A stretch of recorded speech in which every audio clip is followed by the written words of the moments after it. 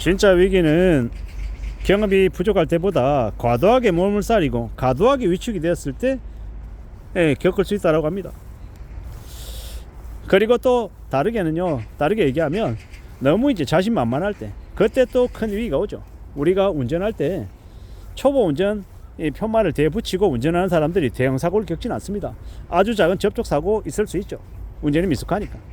근데 대형 사고는요, 운전을 아주 잘한다고 생각하는 사람들이 아주 과속을 하고 아주 자신만만하게 운전할 때 큰 사고를 겪습니다. 음주운전 하든지 말입니다. 자기가 충분히 아무렇지도 않게 손쉽게 할 수 있다고 생각하고 너무 만만하게 생각해서 큰 화를 입는 경우가 많다라는 겁니다. 그런데 내가 부족하고 내가 능력이 모자라고 내가 어색하다라고 하면 함부로 그럴 수 없죠. 그렇게 좀 조심하는 사람, 좀 움찔움찔 해가지고 좀 위축이 되어서 사는 사람들, 그런 사람들은 도리어 삶이 크게 나쁘지 않더라는 겁니다. 그런 것들을 잘 생각하며 지낼 필요가 있겠습니다. 우리가 살아가는 현실 세계 속에서 뭔가를 좀 잘 궁리하고 잘 따져보는 게 필요하겠구나라고 생각합니다. 좀 냉정하게 봐야죠. 잘 좀 살펴야죠. 우리가 위기를 겪는다라는 거, 내 인생의 위기다, 최대 위기다, 이런 얘기들 종종 하잖아요. 경제 위기가 심하다, 가계 경제가 위험하다, 위기다, 이런 얘기들 많이 하는데 사회 전체가 위기라 그래서 모든 사람들이 위기에 처해 있는 건 아니죠. 위기 속에서도 조용히 더 많은 돈을 벌면서 조용히 웃는 사람들도 있고요. 경제 위기에 따라서 같이 이제 몰락해서 힘들어하는 사람들도 있고 천차만별이더라는 겁니다. 제가 생각해 보건데 교만하지 않는 게 제일 필요하지 않나라고 생각합니다. 그리고 너무 위축될 필요 없다라고도 말하고 싶습니다. 지금 상황이 안 좋아서, 사정이 안 좋아서 어렵다라는 얘기를 너무 많이 하면 저도 모르는 사이에 부정적으로 될 수 있다라고 생각합니다. 저도 제가 통상적으로 얘기하는 이 말의 어투나 분위기가 부정적이라는 얘기들을 많이 듣습니다. 그러면 저도 되돌아보죠. 제 자신을. 정말 내가 부정적인가? 정말 안 좋다 어렵다라고 얘기해서 나의 인생이 부정적으로 바뀌는 건가? 안 좋아지는 건 아닌가? 라는 반성을 계속하게 되죠. 특히나 저처럼 이런 영상을 찍는 사람들에게 악플러들이 득달같이 달라들어서 욕을 엄청 많이 쏟아내거든요. 비아냥거리기도 하고 비웃기도 하고 쌍욕하는 놈도 있고 빨갱이라고 얘기하는 놈도 있고 별의별 놈들이 다 있습니다. 그러다 보니까 그런 악플들 때문에 제가 제 스스로를 좀 더 많이 되돌아보게 됩니다. 반성도 하고요, 후회도 하고 힘들어하기도 하지만 이러한 악플들이 또 저를 또 좀 더 강하게 해주는 그런 순기능도 있더라고요. 참 신기한 일이죠.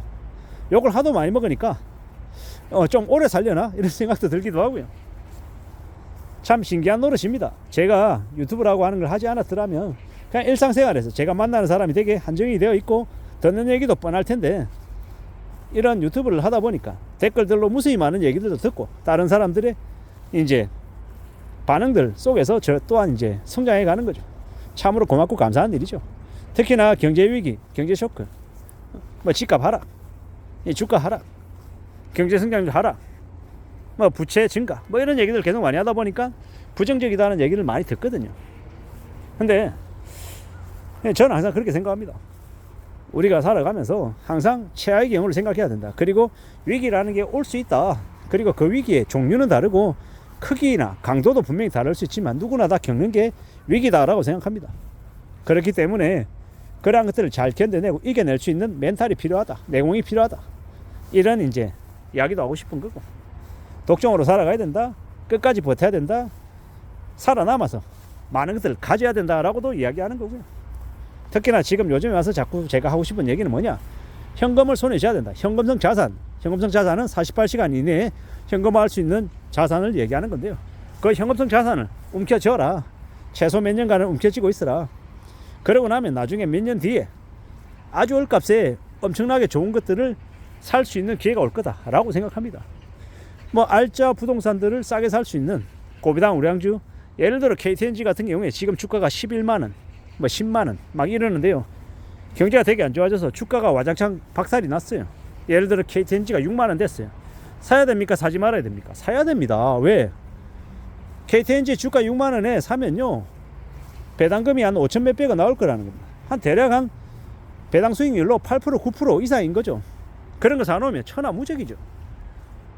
나중에 KTNG가 매출이 늘어나고 하면요, 주가가 예를 들어 11만원 12만원으로 복귀하는 걸로 끝나는 게 아니라 15만원 되고 20만원 되고 그 이상도 될 수 있거든요. 그리고 배당액은요 5천 몇백 원이 아니라 나중에 만원도 되고 15,000원도 될 수 있습니다. 그러면요 6만원에 샀는데 배당금이 예를 들어 12,000원 나와요. 그럼 어떻게 됩니까? 자기가 매수한 이 주가 금액 대비해서 배당 수익률이 20% 되는 겁니다. 이게 무서운 일이잖아요. 이런 것들을 되게 우습게 생각하는데 잘 계산하고 잘 따져보면 뭐다? 절대로 우습지 않다. 엄청나게 큰 대박이다라고 저는 생각하는 겁니다. 이런 것들을 잊지 않고 살아가야 된다라고 생각합니다. 우리가 잘 생각하고 잘 따져보면 지내야죠. 참으로 우리가 살아가는 지금의 시대를 잘 헤아리고 잘 궁리하며 지내면 좋을 것 같습니다. 그냥 되는 거 없습니다. 시간이 걸리고요. 좀 더 따져봐야 되고 잘 좀 추스려야 되겠죠. 하지만 제가 드리고 싶은 얘기는 뭐냐? 돈을 쥐고 있어야, 총알을 가지고 있어야 나중에 필요할 때 쓴다라는 거죠. 그러려면 평상시 때 뭘 생각해야 됩니까? 성실하게 착실하게 일하고 돈 모아놔야죠. 그 경제 위기는 정말 위기가 맞지만 그 위기 속에도 기회를 볼 수 있는 사람이 되려면 내가 어떻게 해야 됩니까? 준비되어 있어야죠. 대비해야죠. 위기가 닥쳤을 때도 휘둘리지 않게끔 현금을 쥐고 있으면 내가 뭔가를 투자하는 투자금이 되기도 하지만 또 다른 한편으로는 내가 갑작스럽게 실직하거나 갑작스럽게 큰일이 생겼을 때, 가족 누군가가 되게 아플 때 그걸 대응할 수 있는 비상금을 가지고 있다라고 하면 그 위기를 극복할 수 있다라는 거예요. 그런 의미에서 위기를 우리는 항상 의식하고 살아야 된다라고 말씀드립니다. 위기를 무시하거나 부정적인 게 싫다라고 해서 부정적인 상황들 자체를 아예 그냥 머릿속에서 지워버리면 좋은 게 아니라 되게 흔들릴 수 있다라고 생각합니다. 내가 생각지도 못한, 예상치도 못한 쇼크를 겪으면 사람들이 그냥 순식간에 주저앉을 수 있다는 겁니다. 주저앉지 않아야 되잖아요. 어려운 일, 힘든 일을 겪어도 그 일을 언제 그러냐듯이 훌훌 털고 일어설 수 있는 그런 에너지가, 힘이 우리에게 있어야 된다고 생각합니다. 그런 힘은, 에너지는 어디서 나옵니까? 내가 항상 대비하고 대응하고 항상 준비되어 있을 때, 그럴 때 나온다라고 보는 겁니다. 그렇기 때문에 위기다, 부정적이다 라고 하는 것들을 외면하려 하지 말고 좀 냉정하게 직시하고 바라보고 저 어려움이 나에게 닥쳤을 때 나는 어떻게 해야 되는 거지? 이런 생각들을 좀 해보자라는 겁니다.